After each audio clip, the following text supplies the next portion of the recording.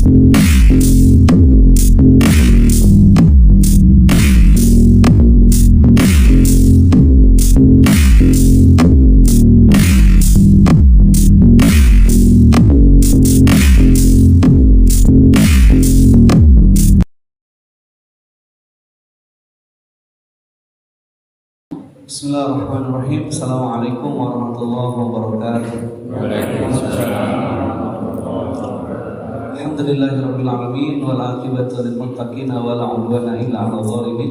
Asyhadu an la ilaha illallah wahdahu la syarika lahu wa asyhadu anna Muhammadan 'abduhu wa rasuluh la nabiyya wa la rasula ba'da. Allahumma shalli wa sallim wa barik ala nabiyyina Muhammadin wa ala alihi wa ashabihi wa man tabi'ahum bi ihsanin ila yaumiddin.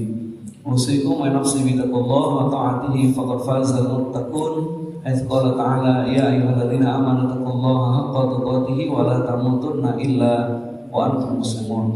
Wa qala Rasulullah sallallahu alaihi wasallam ittaqillaha haitsu ma kunta wa atbi sayyatal hasanata tamuha wa khaliqin nas bi khuluqin hasan. Allahumma la sahla illa ma ja'altahu sahla wa anta taj'alul hazna idza sita sahla. Wa qala rabbi shrah li sadri wa yassir li amri wa hlul 'uqdatam min lisani yafqahu qawli amma ba'd. Bapak, Ibu, hadirin yang salat subuh yang mudah-mudahan senantiasa dirahmati oleh Allah Subhanahu wa taala.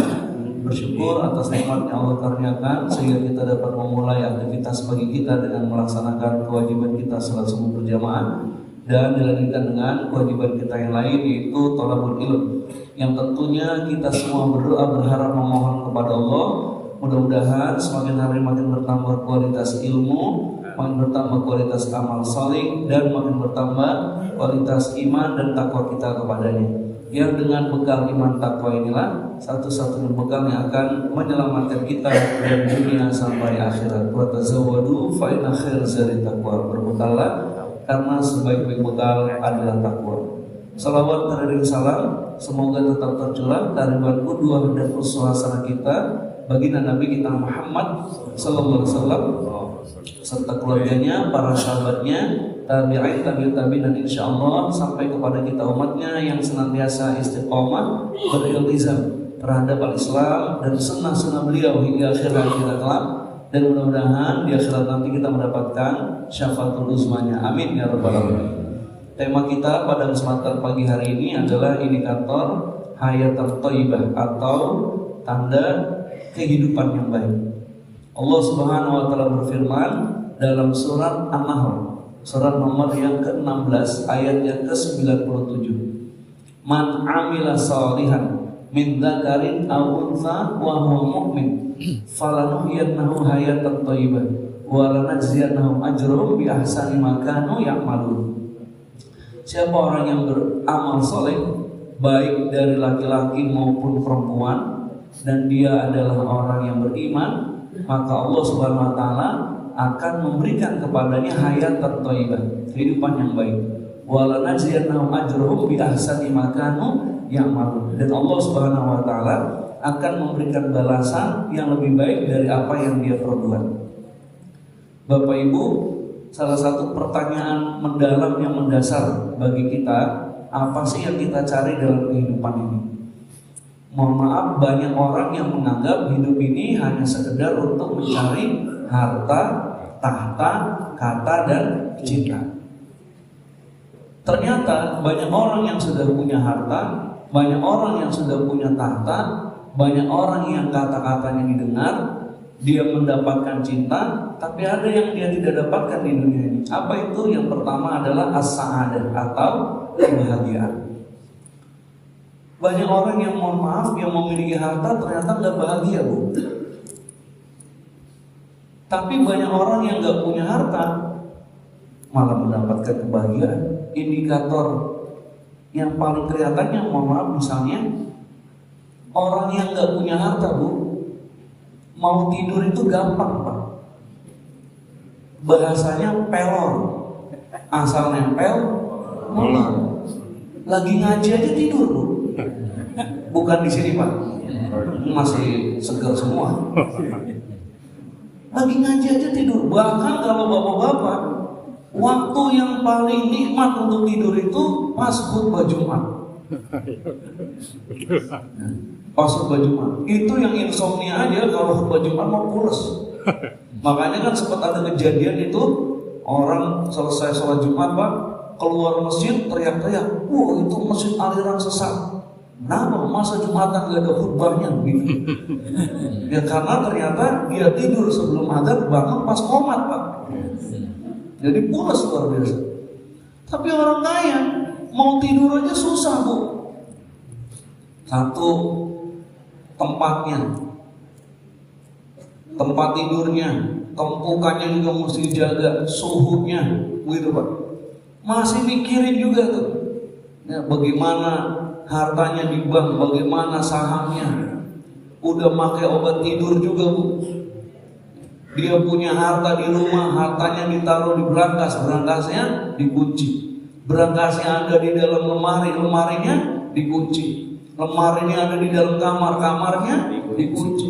Kamarnya ada di rumah, rumahnya bukan cuma dikunci Bu, pagernya tinggi, dialirin kawat duri, pakai listrik, ada tulisan awas, ada anjing galaknya Pak.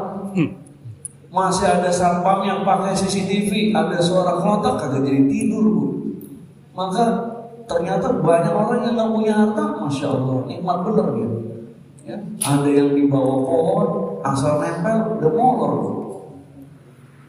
Yang kedua, apa yang dia tidak dapatkan dengan harta, tahta dan cinta? As-sakinah al-mutmainnah, yaitu ketenangan. Oh, ternyata as-sa'adah, kebahagiaan, ketenangan itu jauh lebih mahal daripada harta, tahta, kata dan cinta. Dan ternyata bukan itu yang menjadi indikator kehidupan yang baik. Dan Allah berfirman dalam surah Al-Fat, surah ke-48 ayat yang keempat, ternyata yang namanya ketenangan itu hanya ada pada hatinya orang-orang yang beriman. Huwallazi anzalas sakinata fi qulubil mu'minin. Dialah Allah yang menurunkan ketenangan itu di dalam hatinya orang-orang yang beriman. Jadi yang pertama Bapak Ibu, yang menjadi sumber ketenangan itu adalah keimanan kita. Manusia banyak yang berdoa. Di dalam surah Al-Baqarah ada dua tipikal orang Pak dalam berdoa. Di ayat 200 ada orang yang doanya Rabbana atina fid dunya wa ma lahu fil akhirah min khalaq. Ada orang yang dia berdoanya cuma minta kebaikan di dunia. Dan di ayat 201 ada orang yang berdoanya Rabbana atina fid dunya hasanah wa fil akhirati hasanah wa qina adzabannar. Maka berdasarkan dua ayat ini paling tidak manusia terbagi menjadi 4. Pertama, ada orang yang bahagia di dunia, celaka di akhirat. Yang kedua, bahagia dunia, bahagia akhirat. Yang ketiga, celaka di dunia, celaka akhirat. Dan yang keempat, celaka dunia, bahagia akhirat. Dan kalau kita semua ditanya, tentu kita semua berharapnya masuk kategori kelompok yang kedua. Bahagia di dunia, bahagia di akhirat. Yang jadi masalah Bapak Ibu, kalau bahagia di akhirat, disebut hayatan thayyibah, kehidupan yang baik. Bagi seorang muslim yang namanya hidup yang baik itu bukan cuma di dunia, tapi juga di akhirat. Karena orang beriman itu, kita meyakini kita hidup ini satu, kita mati 2 kali, hidup 2 kali Pak. Benar kan Bapak Ibu? Sebelum hidup kita mati, lalu sekarang kita hidup, nanti habis hidup kita mati lagi, habis itu kita akan dihidupkan kembali. Nah, indikator kebaikan, kebahagiaan di akhirat sudah jelas. Pertama, mendapatkan ridhonya Allah. Dan yang kedua, dimasukkan ke dalam jannahnya. Nah, ini satu paket Pak. Jadi gak benar kalau ada orang yang bilang, Ustaz saya mah gak apa-apa masuk neraka, yang penting Allah ridho. Bagaimana ceritanya? Masuk neraka yang penting Allah ridho. Justru kita dimasukkan surga itu sebagai indikator keridhaan dari Allah. Dan neraka itu Bapak Ibu bukan karena Allah murka sama kita, tapi neraka itu adalah wujud keadilannya Allah. Jadi siapa orang yang Allah masukkan ke dalam neraka karena memang dia layak mendapatkan itu, dia pantas mendapatkan itu. Kenapa? Orang dia disebut sawa'un alaihim a'andzartahum am lam tundzirhum la yu'minun. Kalau bahasa anak sekarang dengan efek Bu, dikasih peringatan atau tidak, udah gak punya pengaruh lagi. Ya berarti wajar kalau dia dimasukkan ke dalam neraka. Nah, yang akan jadi pembahasan kita adalah hayatan thayyibah, indikator kebaikan hidup di dunia. Yang ternyata mohon maaf banyak manusia hari ini yang terkontaminasi dengan filsafat materialisme sehingga menganggap kebahagiaan itu indikatornya cuma berdasarkan materi. Itu tadi, kalau punya harta, punya tahta, punya kata, punya cinta. Ternyata tidak demikian dalam Islam. Nanti akan kita bahas. Nah, berdasarkan ayat 97 surat An-Nahl tadi, bahwa syarat untuk mendapatkan hayatan thayyibah ada dua, yaitu iman dan amal soleh. Allah berfirman, man amila solihan min dzakarin aw untha wa huwa mu'min. Siapa orang yang beramal, baik laki-laki maupun perempuan, dan dia orang beriman. Biasanya Allah sebut iman dulu Pak. Ini yang disebut pertama yaitu amal solehnya. Nah, Bapak Ibu, syarat amal kita bernilai menjadi amal soleh, bernilai ibadah di sisi Allah apabila memenuhi dua kriteria. Yang pertama baik, dan yang kedua benar. Berdasarkan firman Allah surat Al-Mulk ayat yang kedua, alladzi khalaqal mauta wal hayata liyabluwakum ayyukum ahsanu amala wa huwal azizul ghafur. Yang disebut ahsanu amala kata para ulama itu memenuhi dua syarat. Pertama baik, yang kedua benar. Apa ini yang baik Bapak Ibu? Yang baik adalah niatnya. Bagaimana niat yang baik itu? Ikhlas karena Allah Ta'ala. Wa ma umiru illa liya'budullaha mukhlishina lahuddin. Dan Nabi bersabda, innamal a'malu binniyat. Dan ikhlas itu dimensinya tiga Pak. Qabla, inda, wa ba'da. Sebelum, ketika, dan sesudah. Jadi sebelum beramal harus ikhlas, ketika beramal harus ikhlas, dan sesudah beramal harus ikhlas. Indikator ikhlas Bapak Ibu di surat Al-Insan ayat yang ke-9. Ayat yang ke-9, innama nut'imukum liwajhillah. Sesungguhnya kami memberi makan ini hanya untuk mengharapkan ridhonya Allah. La nuridu minkum jazaa'a wala syukura. Jadi orang yang ikhlas, satu, tidak mengharapkan balasan dari makhluk. Yang kedua, wala syukura, dan tidak mengharapkan ucapan terima kasih. Jadi orang yang ikhlas itu indikatornya dia beramal hanya mengharapkan balasan dari Allah, bukan dari manusia. Dan juga tidak mengharapkan ucapan terima kasih. Jadi kalau kita beramal, ibu berbuat baik kepada seseorang, ternyata orang itu jangankan ngebalas, ngucap terima kasih aja enggak. Terus ibu bilang, dasar orang udah dibantu, boro-boro ngebalas, ngucap makasih aja enggak. Nah itu indikator justru tidak. Jadi ikhlas itu kita mengharapkan balasan dan tidak mengharapkan ucapan terima kasih. Yang kedua benar. Apa yang benar Bapak Ibu? Yang benar yaitu caranya. Bagaimana cara yang benar itu? Ittiba'us sunnah, mengikuti sunnah Rasul. Karena beliau adalah uswatun hasanah. Manusia kan disebut homo mimesis Bapak Ibu, makhluk peniru.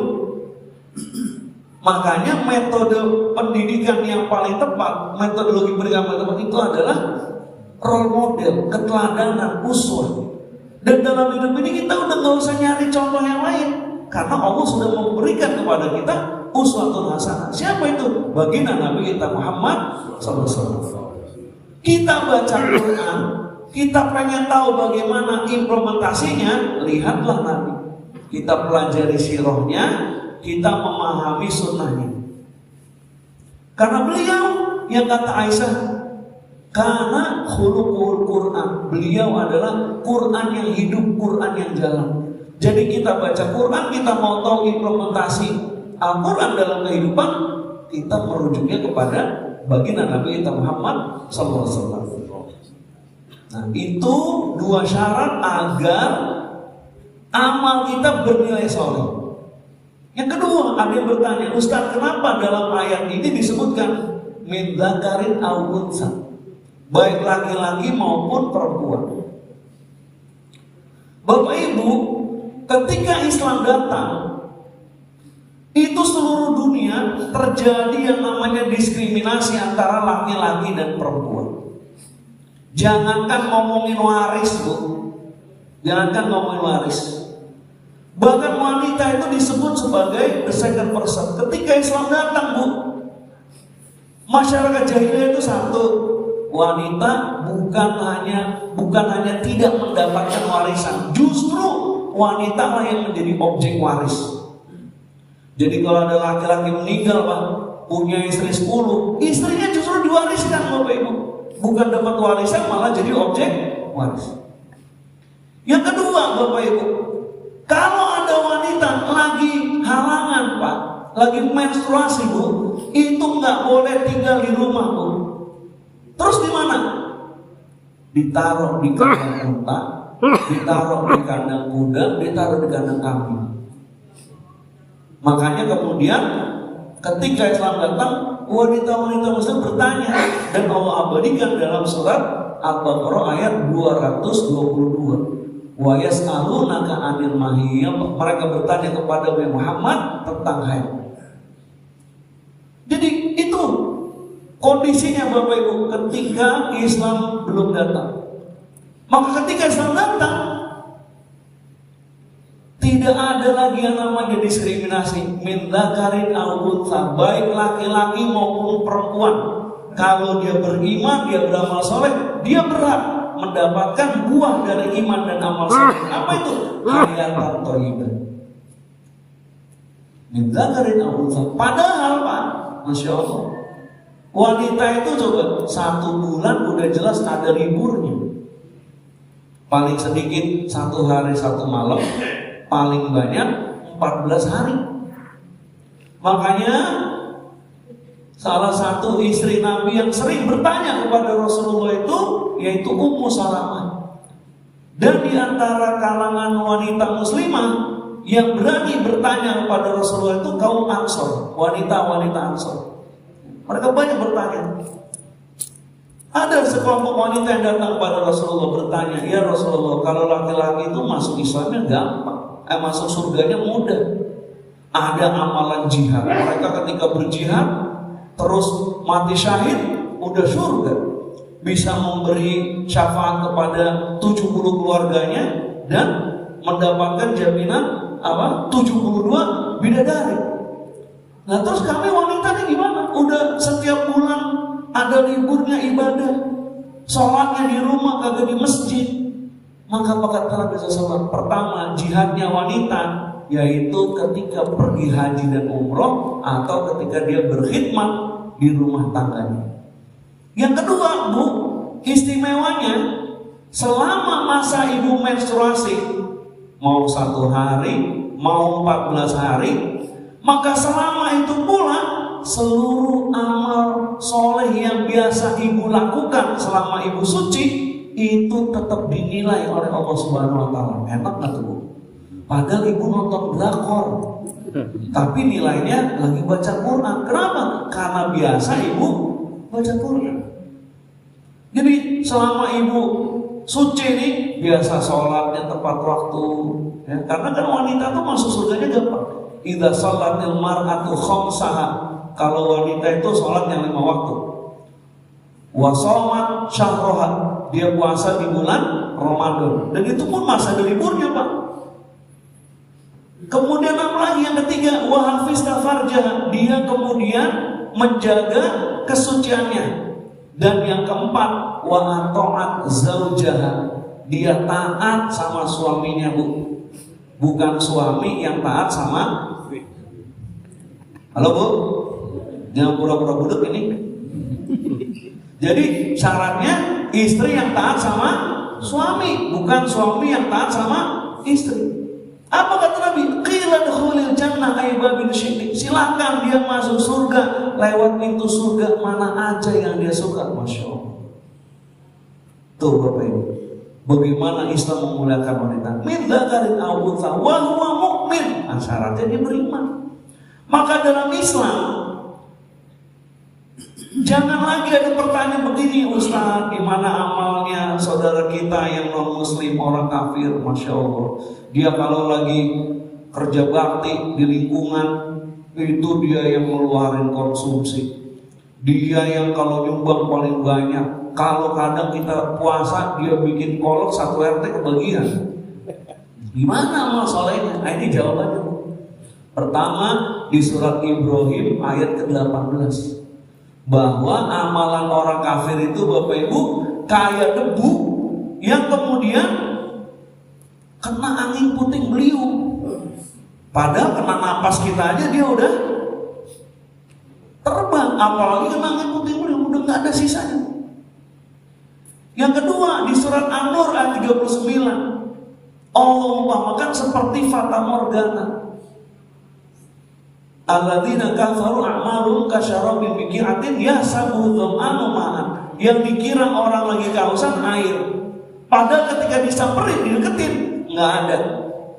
Sama Bapak Ibu kayak kita kalau lagi puasa. Kalau udah jam 4:30, jam 5:30 kan masa-masa rawan tuh Pak. Itu melihat kecoa kebalik aja berasa hormat. Jadi amalannya orang kafir seperti fata morgana, kelihatannya air, ada, giliran disamperin tidak. Kenapa? Karena syarat amal itu bernilai kalau dia beriman. Begitu Bapak Ibu ya. Nah, lalu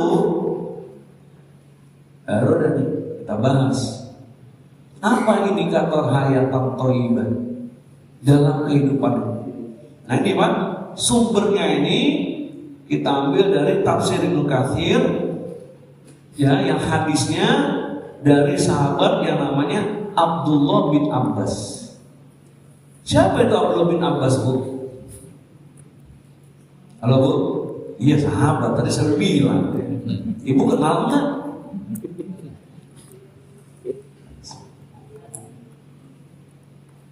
Jadi sahabat Nabi Bapak Ibu yang usianya masih muda itu rata-rata punya keahlian tertentu, itu namanya mayoritas Abdullah. Ada Abdullah bin Umar, ada Abdullah bin Abbas, ada Abdullah bin Amr bin As, ada Abdullah bin Mas'ud.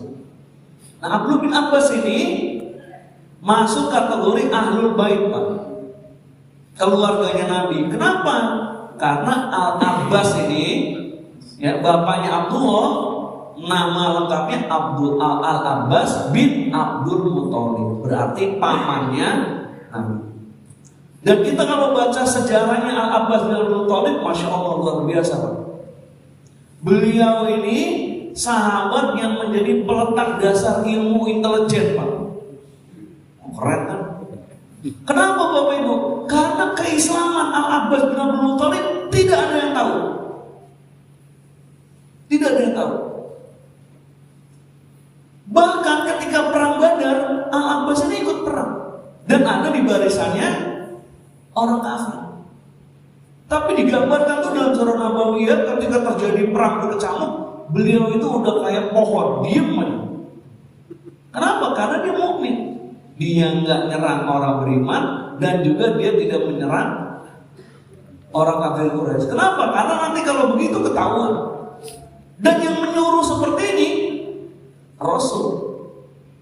Sedangkan pada saat itu ada orang-orang Islam yang memang tidak ikut hijrah. Makanya disebutnya di dalam surah An-Nisa ayat 97 itu, qalu fima kuntum, dalam kondisi apa kamu meninggal? Lalu mereka menjawab, kunna mustad'afina fil ardh, kami ini orang yang lemah. Lalu dijawab oleh Allah, alam takun ardullahi wasi'ah fatuhajiru fiha, bukankah bumi Allah ini luas, kenapa kamu gak hijrah? Gitu. Tapi kalau Ibnu Abbas tidak hijrah karena Nabi yang suruh. Nah, ketika anaknya lahir, Abdullah itu digendong sama paman beliau Al-Abbas, lalu disampaikan kepada Nabi. Oleh Nabi digendong, yang pertama sama Nabi ditahnik, Bu. Ya. Diambil kurma muda, dikunyah sampai halus, terus ditaruh di ujung jarinya Nabi, lalu dimasukkan ke dalam mulut Abdullah bin Abbas, ditahnik. Sesudah itu Bapak Ibu, oleh Nabi didoakan. Apa doanya? Allahumma faqihu fid din wa 'allamahu ta'wil. Ya Allah, jadikanlah anak ini orang yang paling faqih dalam urusan ad-din dan orang yang paling tahu tentang Al-Qur'an. Sehingga salah satu keistimewaan Abdullah bin Abbas ini orang yang paling tahu tentang Quran, yang paling tahu tentang tafsir Al-Qur'an. Nah, dalam sejarah Pak dikisahkan ketika turun surat yang terakhir, ada wahyu yang terakhir turun, ada surat yang terakhir turun. Kalau wahyu yang terakhir turun itu surat Al-Maidah ayat 3. Tapi kalau surat yang terakhir turun yaitu surat An-Nasr, idza jaa nasrullahi wal fath. Apabila telah datang pertolongan Allah dan kemenangan. Wa ra'aitan nasa yadkhuluna fi dinillahi afwaja, dan kamu melihat manusia masuk ke dalam agama Allah dengan berbondong-bondong. Itu dikisahkan Bapak Ibu, dikumpulkan sahabat-sahabat senior. Di antara sahabat-sahabat itu nyempil Bu, anak kecil nih, anak muda yang namanya Abdullah bin Abbas. Dikiranya karena dia sepupunya Nabi, ya paling lagi main ikutan. Satu-satu sama Nabi ditanya, bagaimana menurut pendapat kalian tentang ayat ini? Mayoritas bilang, oh kalau pertolongan Allah sudah dekat, kemudian menang, ya berarti kita bisa menguasai dunia. Tapi giliran Abdullah bin Abbas ditanya, bagaimana menurut pendapatmu tentang ayat ini? Apa jawabannya? Kalau pertolongan Allah sudah datang, Islam sudah menang, manusia sudah banyak masuk ke dalam agama Allah berbondong-bondong, itu pertanda tugas Nabi SAW sudah selesai. Dan kalau tugas Nabi sudah selesai, pertanda ajalnya Nabi sudah dekat. Akhirnya majelis itu berubah, ditutupnya dengan tangisan. Nah, itu keistimewaan Abdullah bin Abbas. Nah, ketika menafsirkan ayat ini, beliau menyebutkan ada 7 indikator hayatan thayyibah. Ada 7 indikator kehidupan yang baik bagi orang beriman dan beramal saleh di dunia. Kalau di akhirat tadi sudah selesai, surga dan ridhonya Allah. Jangankan 7-7-nya Bapak Ibu, salah satunya aja kita dapatkan, itu sudah pertanda kita mendapatkan yang namanya hayatan thayyibah. Apa saja itu? Yang pertama, qalbun syakirun, hati yang senantiasa bersyukur. Kita tahu Bapak Ibu bahwa dalam Islam yang namanya hati itu ibarat raja. Kata Nabi, ala inna fil jasadil mudghah, ketahuilah dalam diri kita ini ada segumpal daging. Idza saluhat saluhal jasadu kullu. Kalau dia baik, maka baik seluruh tubuh kita. Dan kebalikannya, jika dia rusak, seluruh tubuh kita juga ada menjadi rusak. Apa itu? Al-qalb, hati. Yang kata Ibnu Qayyim al-Jauziyah, kondisi hati manusia itu ada 3. Ada qalbun salim, hati yang selamat. Ada qalbun marid, hati yang sakit. Dan ada qalbun mayyit, ada hati yang mati. Qalbun syakirun hanya terdapat pada hati orang beriman yang hatinya hidup dan hatinya sehat serta selamat, sehingga dia bisa bersyukur. Karena syarat pertama untuk bisa bersyukur Bapak Ibu, yaitu qanaah. Apa itu qanaah? Menerima setiap apa yang Allah beri. Dan Allah berfirman di surat Ibrahim ayat yang ke-34, wa atakum. Ya, Allah Subhanahu wa taala memberikan setiap apa yang kita minta. Wa atakum mimma sa'altumu. Allah memberikan setiap apa yang kita minta. Maka kata Allah, wa in ta'uddu nikmatallahi la tuhsuha. Dan kalau kita mau menghitung nikmat Allah, gak akan sanggup kita menghitung. Nah, jadi syarat bersyukur itu yang pertama, kita qanaah. Punya hati yang qanaah, yang menerima setiap apa yang Allah berikan. Karena kita yakin bahwa setiap apa yang Allah berikan pasti yang terbaik. Karena modalnya sudah iman. Karena sudah iman, maka akan senantiasa husnudzon, berbaik sangka kepada Allah Subhanahu wa taala. Secara bahasa, syukur itu artinya kita berterima kasih, Bapak Ibu.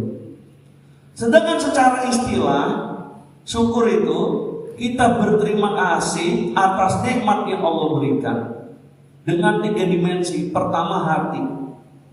Hati yang bersyukur itu hati yang menerima, hati yang lapang. Yang kedua, lisan. Lisan kita mengucap apa? Sesungguhnya Bapak Ibu, kita kalau dengar kata syukur, selalu yang ada dalam benak kita, pasti kita lagi dapat nikmat. Betul Bu? Betul Pak? Sehingga kayaknya aneh kalau ada orang dapat musibah terus dia ucap Alhamdulillah, gitu Pak ya? Padahal orang beriman itu diwajibkan bersyukur dalam setiap keadaan. Bahkan Ibnu Qayyim al-Jauziyah dalam kitabnya Madarijus Salikin menyebutkan, di syukur ini punya saudara kembar Pak. Siapa saudara kembarnya Bu? Sabar. Yang kata Umar bin Khattab, saya tidak peduli kalau diibaratkan sebagai kendaraan, saya mau pilih syukur atau sabar. Kenapa? Karena antara syukur dan sabar, dua-duanya mengantarkan pemiliknya ke dalam jannahnya Allah. Jadi ibu mau naik kendaraan syukur atau naik kendaraan sabar, dua-duanya sama-sama nyampain kita ke surga. Tapi ternyata kata Muqayyim, tingkatan yang paling tinggi syukur itu, ya, jadi ketika ditanya, terus mana tingkatan yang tinggi? Syukur atau sabar? Satu kata beliau, tingkatan yang paling tinggi itu syukur ketika mendapatkan musibah dan sabar ketika mendapatkan nikmat. Nah, gimana ceritanya tuh? Nah, itu justru tingkatan paling tinggi. Kalau ibu dapat nikmat, syukur, itu mah kudu. What is the meaning of kudu, Pak? Harus. Ibu dapat musibah, sabar, itu mah harus. Ibu dapat musibah nggak sabar, satu, musibahnya kagak hilang. Yang kedua, kagak dapat pahala. Jadi justru tingkatan tertinggi ketika dapat musibah kita malah bersyukur, ketika dapat nikmat malah sabar. Nah, makanya kita disuruh senantiasa bersyukur dalam setiap keadaan. Kalau dapat nikmat Bu, lisan kita mengucap Alhamdulillahilladzi. Gimana Bu? Lanjut Bu. Alhamdulillah, ibu-ibu sebetulnya bisa Pak, cuma pura-pura aja. Dan biasa kalau ibu-ibu kan ngajinya kemarin nggak tahu, sekarang lupa. Padahal biasa dicatat tuh Pak. Cuma kayaknya lagi beda bawa buku catatan ibu ya. Alhamdulillahilladzi bi ni'matihi tatimmus shalihat. Jadi kalau kita dapat nikmat, mengucapnya Alhamdulillahilladzi bi ni'matihi tatimmus shalihat. Bisa Bapak? Ya. Kalau nggak bisa ikutan Pak, ikuti saya. Alhamdulillahilladzi bi ni'matihi tatimmus shalihat. Jadi kalau dapat nikmat kita ucapin segala puji bagi Allah yang dengan nikmatnya sempurnalah seluruh kebaikan. Dan kalau kita dapat sesuatu yang tidak kita inginkan, kenapa saya bilang tidak kita inginkan? Karena meskipun kita tidak inginkan, tapi kalau Allah yang menginginkan, Pak, apa yang Allah inginkan itu pasti baik. Apa yang Allah inginkan itu pasti baik. Maka kita ucap alhamdulillah ala kulli hal. Segala puji bagi Allah dalam setiap keadaan. Nah, jadi orang bersyukur, hatinya menerima, kemudian lisannya mengucap. Lalu anggota badannya, apa yang dia lakukan, Pak? Pertama, ketika dia mendapatkan nikmat, dia bisa langsung sujud syukur. Dan sujud syukur itu sujud yang bisa kita lakukan, Bapak Ibu, tanpa kita harus punya wudu. Jadi ketika kita mendapat nikmat, langsung kita sujud. Apa yang kita baca tadi? Alhamdulillahilladzi bi ni'matihi tatimmus shalihat. Dan yang kedua, memanfaatkan nikmat yang Allah berikan dalam rangka untuk taat dan meninggalkan maksiat. Nah, ini yang susah. Ya, menggunakan nikmat yang Allah berikan dalam rangka taat dan meninggalkan maksiat. Allah beri kita nikmat panjang umur, Allah beri kita nikmat sehat. Cara bersyukurnya gimana, Bapak Ibu? Kita gunakan untuk taat dan meninggalkan maksiat, seperti itu. Nah, termasuk, Pak, bersyukur dengan nikmat sehat, nikmat panjang umur. Kita jaga kesehatan kita, Bapak Ibu. Dengan cara apa? Makanannya dijaga, ya Bapak Ibu. Bukan cuma sekedar 4 sehat, 5 sempurna, tapi dalam Islam makanan juga halalan, thayyiban, mubarakah. Membagi kalau makan itu sepertiga untuk makanan, sepertiga untuk udara, sepertiga untuk air, begitu. Kemudian apa lagi? Olahraga. Jadi olahraga itu bagian dari kita mensyukuri nikmat, Bapak Ibu. Jadi jangan cuma sekedar diniatkan untuk hobi, tapi diniatkan untuk bersyukur. Nah, yang jadi PR kita, Bapak Ibu, hari ini masih banyak di antara kita yang atas nama tasyakuran, ya Bu, labelnya tasyakuran, Pak, tapi justru kontennya, isinya kemaksiatan. Tasyakuran tapi isinya kemaksiatan. Nah, ini jadi yang pertama, indikator hayatan thayyibah adalah qalbun syakirun, hati yang senantiasa bersyukur. Dan ini yang menjadi kunci. 6 yang lain itu tergantung dari yang nomor 1 ini, qalbun syakirun. Yang kedua, al-azwaj sholihah, pasangan yang baik. Allah menyebut suami istri itu dengan jawaz, pasangan. Yang namanya pasangan, Bu, nih tangan sepasang, kaki kita sepasang. Tadi ibu datang dari rumah ke sini pakai sendal, kanan dua-duanya, kiri dua-duanya, apa sepasang? Sepasang. Ketika ibu jalan, yang namanya pasangan, kalau kaki kanan maju, kaki kiri di belakang, Pak, nahan. Kalau kaki kanan yang maju, tangan kiri yang maju, ya Bu ya. Kalau kaki kanan maju, tangan kanan maju, ibu jadi robot. Kalau maju kaki dua-duanya, jadi pocong. Nah, itu menggambarkan yang namanya pasangan begitu, Bu. Saling melengkapi. Makanya saya sering bilang, kalau ada orang yang punya harapan, yang berharap punya pasangan sempurna, siap-siap kecewa. Ya Bu, ya Pak. Kalau ada orang yang niat menikah misalnya, niatnya pengen punya pasangan sempurna, siap-siap kecewa. Kalau saya nggak mau kecewa, kalau saya maunya kecewe, Pak. Saya laki. Kalau dia sempurna, Bapak Ibu, dia nggak butuh kita. Justru karena dia nggak sempurna, kita saling menyempurnakan. Makanya kata Nabi SAW, "Idza tazawwazal 'abdu faqad istakmala nisfaddin." Kalau menikah seorang hamba, udah terpenuhi separuh agamanya. Bagaimana biar sempurna? Falyattaqillaha finis fil batin. Bertakwalah kepada Allah untuk menyempurnakan. Dan dalam Al-Quran, Allah Subhanahu wa Ta'ala membuat amsal, perumpamaan, analogi pasangan itu di surat Al-Baqarah ayat 187 dengan apa? Libas. Hunna libasul lakum wa antum libasul lahun. Apa libas, Bu? Pakaian. Apa fungsi pakaian? Secara umum, fungsi pakaian itu dua, Pak. Yang pertama, Bu, fungsi pakaian itu menutup aurat. Apa itu aurat? Sesuatu yang gak boleh tampak di muka publik.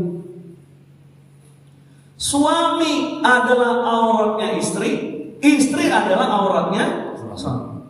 Maka kekurangan suami, istri wajib menyempurnakan, bukan cuma menutupi. Dan kekurangan istri, suami yang juga wajib menyempurnakan. Bu, ya Allah, dikasih belanja sehari cuma 2 juta. Nggak tahu apa, telur sekarang sekilo 31, cabai 100.000. Ngomong ibu di warung, didengar sama orang, biarin aja, saya masakin kangkung tiap hari. Itu besok suami ibu lewat, Bu, tetangga ngomong, suami kangkung. Dan sekarang Bapak Ibu, agak seremnya ini, ibu-ibu ya, kalau ada istilah laki-laki tidak bercerita. Sekarang juga wanita nggak bercerita, tapi update status, Pak. Itu yang bahaya. Kalau cerita cuma 1-2 orang, kalau update status, semua kontak kita melihat.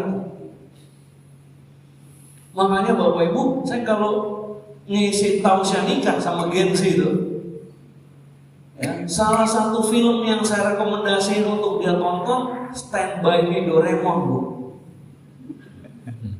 Pernah nonton belum? Ya nonton. Nggak tahu tuh ya. Nah, saya suruh Pak nonton Stand By Me Doraemon, kan Gen Z kan nontonnya anime. Di Stand By Me Doraemon itu, Bu, ceritanya si Suka yang cantik, cerdas itu nikah sama Nobita. Padahal Nobitanya udah bego, kayaknya ya. Dan yang aslinya, Bu, mau nikah, Nobitanya ngilang, coba. Nobitanya ngilang. Makanya kata Jaya sama Suneo, lagian sih nikahnya sama Nobita, masa Degi Sugihnya yang ganteng, yang pintar. Tapi jawaban si Suka luar biasa. Apa jawaban si Suka, Bu? Kata si Suka, boleh jadi Tuhan menciptakan seluruh kelebihan saya untuk menyempurnakan kekurangannya Nobita.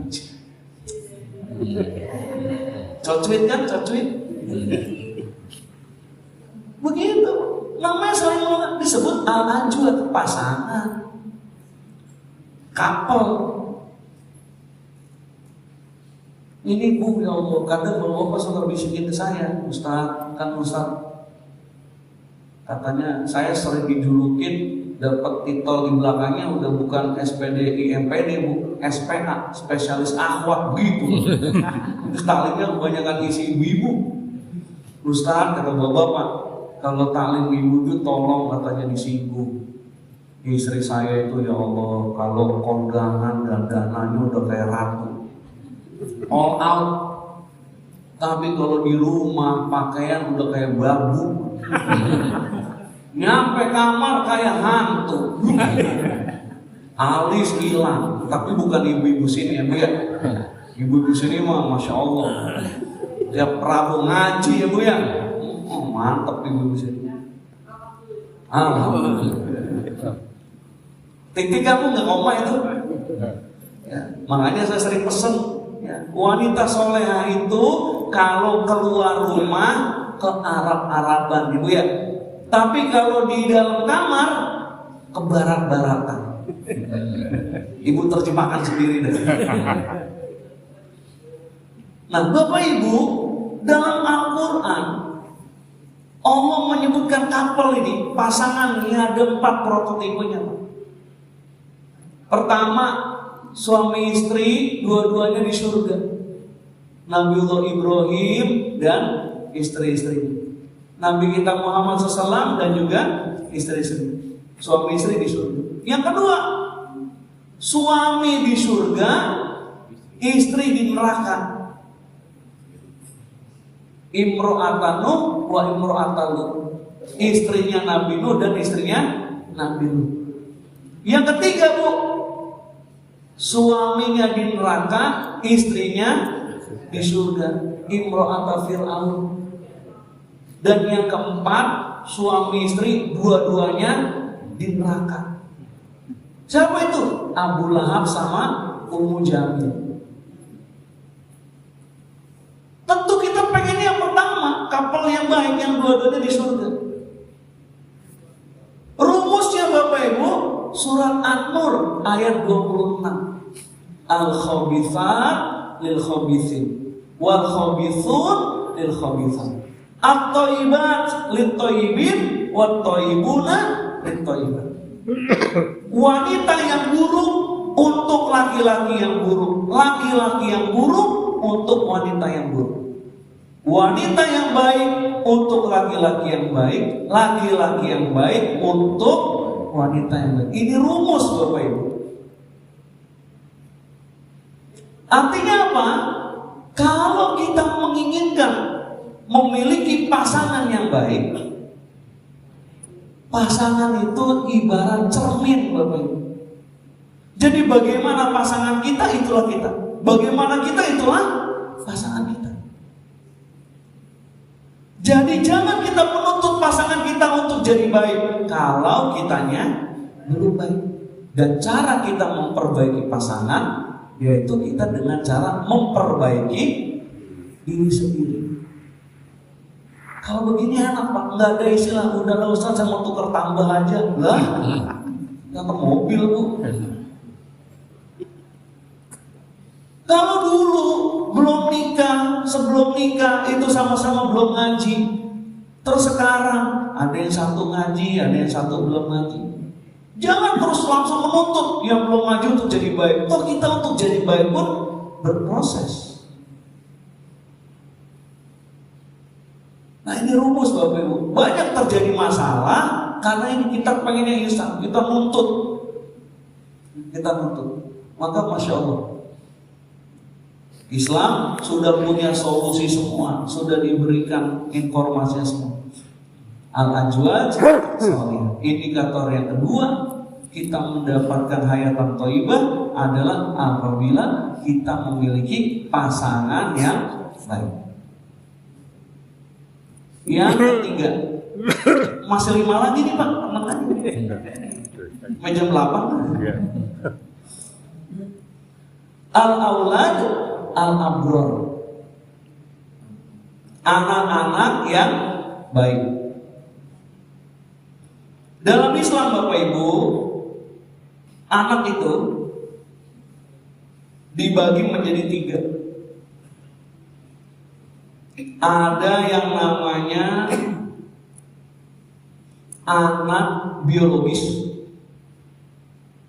ada yang namanya anak nasab, dan ada yang namanya anak ideologis. Anak biologis adalah, mohon maaf, anak yang lahir dari hasil zina. Secara biologis dia anak bapaknya, tapi secara nasab ikut kepada ibunya. Sedangkan anak nasab adalah anak yang lahir dari pernikahan yang sah. Anak nasab. Nah, yang paling penting Bapak Ibu, justru yang ketiga, kita memiliki yang disebut dengan anak-anak ideologis. Siapa anak-anak ideologis? Anak yang bukan hanya lahir dari rahim kita, tapi anak-anak yang meneruskan cita-cita perjuangan kita. Yang dia menjadi anak yang qurrata a'yun. Ya, kalau dalam Al-Quran kan Allah sebut satu di surat Al-Kahfi ayat 46. Al-malu wal banun zinatul hayatid dunya. Harta dan anak itu adalah perhiasan hidup di dunia. Yang kedua di surat Al-Furqan ayat 74 tadi dibaca oleh Imam, yaitu qurrata a'yun. Yang ketiga dan keempat ada di surat At-Taghabun ayat yang ke-14 dan ayat yang ke-15, yaitu anak bisa menjadi musuh dan bisa menjadi fitnah. Nah, maka harapan kita, anak-anak kita itu ia menjadi anak-anak ideologis, anak-anak yang menjadi qurrata a'yun. Dan anak itu tadi bukan hanya lahir dari rahim kita, apalagi ya. Orang sekarang kan anaknya paling banyak berapa, Bu? 2 udah banyak, Bu, ya? Jadi sekarang kalau ada orang yang tanya anak berapa? 5, langsung begitu. Ya, padahal itu tergantung intonasi kita membaca, Bu, iklan KB. Dan KB itu kan tulisannya 2 anak lebih baik gitu ya. Tapi kalau ibu bacanya 2 anak lebih baik, nah gitu. Jadi kalau ibu bacanya 2 anak lebih baik, jadi yang baik lebih dari 2 anak gitu. Ya, masalahnya bukan banyak atau sedikit, tapi bagaimana sekali lagi kita menjadikan anak-anak kita menjadi anak-anak yang qurrata a'yun, anak yang menjadi anak yang ideologis. Nah, anak yang ideologis ini, Bu, anak yang qurrata a'yun ini, dia tentu tidak ujug-ujug, Bu. Tidak lahir dengan sendirinya, ada proses. Prosesnya dari mana? Pendidikan dalam Islam itu dimulai dari seorang suami, bukan hanya mencari calon istri, tapi juga mencari calon ibu. Karena dalam Islam al-ummu madrasatul ula, ibu adalah sekolah yang baik. Ibu adalah sekolah yang pertama. Ya, apalagi yang namanya kecerdasan anak itu nurunnya dari ibu. Belum lama saya ketemu teman saya waktu SD di warung es kelapa. Dia curhat sama saya, saya pusing. Saya itu IQ di atas rata-rata, tapi anak-anak saya gak ada yang pinter. Saya dimanja, Bu, untung saya gak nyelotok. Kalau nyelotok, lalu nyari istri bagaimana? Nah, makanya saya sering bilang sama ibu-ibu, ibu-ibu kalau ngambil raport sama anak-anak, jangan ekspektasi terlalu tinggi.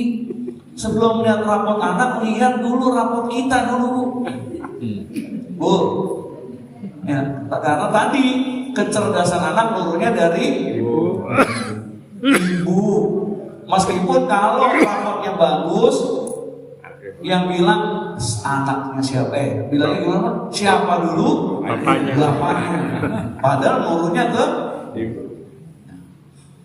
Tidak ada proses, makanya doanya anak soleh itu Rabbil firli wali walidaya warhamuma kama. Nah, ada kata kamanya, Bu. Jadi orang tua yang dapat doa dari anak yaitu orang tua yang waktu anaknya kecil dia yang mendidik, bukan babysitternya, bukan mbaknya, tapi orang tuanya. Ya, makanya kalau kata Ustaz Hidayat, minimal tuh anak kita yang ngajarin baca Al-Fatihah siapa? Kita. Aslinya harusnya kita memang orang tua. Sebagaimana Imam Ahmad mengajarkan langsung anaknya Abdullah bin Ahmad bin Hanbal. Nah, terus kemudian Bapak Ibu kalau ngikutin di surat Luqman dari ayat 13 itu, pertama mendidik anak itu sedini mungkin. Wa idh qala Luqmanu libnihi wa huwa ya'idhu ya bunayya, sedini mungkin. Jadi dalam Islam mendidik anak bukan ketika anak sudah bisa bicara, tapi tadi dari seorang ayah mencari calon seorang ibu. Habis sedini mungkin apa, Pak? sesering mungkin. Wa huwa ya'idhu, maka fi'il mudhari, yaitu berulang-ulang. Yang namanya pendidikan itu kan pembiasaan. Dipaksa, terpaksa, lama-lama bisa karena biasa. Akhirnya jadi kebutuhan, akhirnya jadi karakter. Sedini mungkin, sesering mungkin, apalagi sepenting mungkin, Bu. Maksudnya gimana? Ketika orang tua bicara sama anak, yang dibicarain itu yang penting. Kenapa anak sering gak dengar kita? Karena yang kita omongin kadang gak penting. Apalagi mohon maaf, ibu-ibu kalau pagi kan jadi rapper. Bukan cuma rocker, Pak. Rapper. Sampai anak kita paham apa diomongin.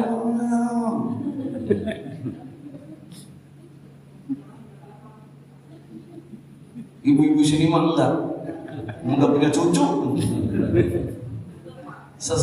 Sedini mungkin, sesering mungkin, sepenting mungkin. Jadi apa yang dibicarakan itu harus yang penting, Bu, sehingga anak itu mendengar. Nah, untuk sesuatu menjadi penting, berarti kita sebagai orang tua harus nambah ilmu. Makanya dalam Al-Quran, Bapak Ibu, ternyata komunikasi harusnya yang paling banyak dilakukan itu justru antara orang tua, antara bapak sama anak. Jadi ayatnya 17 kali, Bu, dalam Al-Quran. 14 diantaranya itu dialognya bapak sama anak. Sedangkan ibu sama anak itu cuma 2 kali. Dan 1 kali diskusi anak dengan kedua orang tua. Maka saya sering tanya, anak-anak kita sekarang itu sering ngobrolnya sama bapaknya apa sama emaknya? Bohong. Anak sekarang mah ngobrolnya enggak sama bapak, enggak sama emak. Temen. Sama meta, Pak. Sama meta. Saya pernah, Bu, diusulin sama murid saya. Saya lagi ngajar, tampang saya lagi agak bete. Terus murid saya ngelutuk, "Ih, Bapak kenapa sih?" Saya sengaja, kecewa. Kenapa kecewa, Pak? Bapak ngobrol sama orang, kalau dia ngobrol sama Bapak jadi gembok. Maksudnya kita simpan, Pak, rahasianya. Giliran kita ngomong sama dia jadi ember, bocor, Bu. Dia bilang, makanya Pak, kalau curhat jangan sama orang. Nah, terus sama siapa? Saya bilang, sama meta. Dia bilang, tuh coba. Jadi anak sekarang udah bukan lagi sama orang, Pak. Makanya naudzubillah, sekarang ada komunitas orang itu penyimpangan seksualnya bukan lagi LGBT. Orang nikah sama anime, Bu. Orang nikah sama anime, Pak. Sedini mungkin, sesering mungkin, sepenting mungkin. Yang keempat, sejelas mungkin. Ketika Luqman berkata, la tusyrik billah, disebutkan inna syirka la dzulmun adzim. Jelas dilarang tuh ada sebabnya. Masih explain, makanya salah satu permasalahan di pendidikan kita itu ya, tidak ada yang namanya ambang. Apa manfaatnya bagiku? Ketika kita ngajarin anak nggak tahu manfaatnya. Saya sering nanya, kita belajar matematika itu belajar diagram Kartesius, manfaatnya buat apa? Nggak tahu. Padahal yang hobi naik gunung, map reading, cara baca peta kan mesti bisa menguasai diagram Kartesius sejelas mungkin. Dan yang terakhir, selembut mungkin. Makanya kaulan sadida, kaulan laina, begitu. Bu. Jadi kalau ngomong sama anak nggak pakai tanduk, Bu. Nggak pakai tanduk. Ya, nggak pakai tanduk sama nggak pakai urat. Kalau bahasa urat enak. Kalau ibu pakai urat berarti maksudnya ngegas. Makanya disebut istilah pembelajaran itu, Pak, kalau sama anak, paikem gembrot. Pendidikan aktif, inovatif, kreatif, menyenangkan, gembira dan berbobot. Disingkat jadi paikem gembrot. Apalagi sekarang anak-anak Gen Z model gitu. Kita gelakin dikit susah. Yang diajarin Gen Z, yang ngajarin gennya gen dut begitu katanya. Oh malam bisawab baru 3 sudah jam 6 lebih. Kurang lebihnya mohon maaf yang berada dengan diri Allah dan Rasulnya. Udah gak ada pertanyaan kan Pak? Gak usah nanya kan Pak? Cukup Ibu ya. Udah lewat ini. Kita akhiri dengan kafaratul majlis. Subhanaka Allahumma bihamdika asyhadu an la ilaha illa anta astaghfiruka wa atubu ilaik wa minkum. Assalamualaikum warahmatullahi wabarakatuh. Waalaikumsalam.